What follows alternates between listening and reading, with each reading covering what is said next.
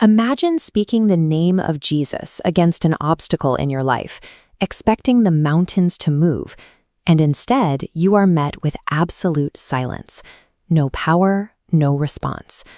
Most believers assume that the name of Jesus functions as a guaranteed automated trigger. We are often taught that the mere sound of those syllables forces the enemy to flee. In reality, hell only flinches when it detects the weight of the person behind the words. The spirit realm operates on a system of credentials. It ignores the surface-level vocabulary and scans for a legally recognized right to command. The Book of Acts details a terrifying precedent for this. 7 men, the sons of Sceva, attempted to cast out a demon using a borrowed faith.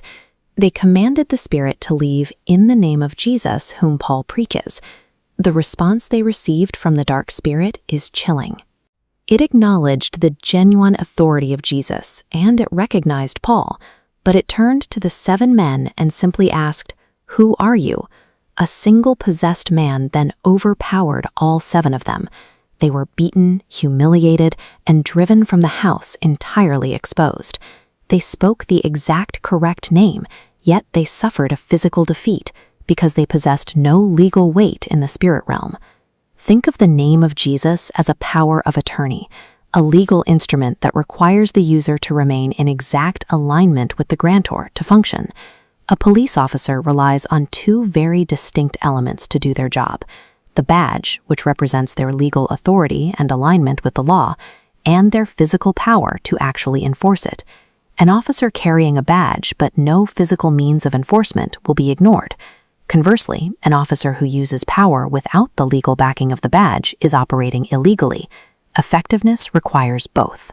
Millions of believers today are attempting to flash a spiritual badge while lacking the internal backing required to enforce their commands. Basic salvation and church attendance provide the foundation of faith, but they do not automatically grant you a high level of spiritual jurisdiction. Spiritual authority is a delegated office. Like an officer of the law, a believer's right to command is contingent upon their representation of the department they serve. When an officer breaks the law they are sworn to uphold, they are stripped of their badge and lose their legal protection. This is why a believer in a state of spiritual slumber or hidden sin becomes so vulnerable. The biblical standard for spiritual enforcement is precise. Scripture notes that we are ready to punish all disobedience only once our own obedience is complete. This requires a standard beyond trying or partial compliance. Because authority is tied to representation, choosing to live in disobedience is a functional resignation from your office. By stepping outside of God's laws, you legally revoke your own jurisdiction, reducing your prayers to empty noise. This explains why a prayer that carries immense weight in the morning can feel hollow and ineffective by evening. The words stayed the same, but the internal spiritual power level changed. Prayer functions as a spiritual manufacturing process. It converts heartfelt intercession into a tangible substance known in Scripture as incense. When a believer senses their spiritual jurisdiction is compromised, the only remedy is urgent, persistent prayer to generate that substance. The enemy reacts to the density of this generated incense.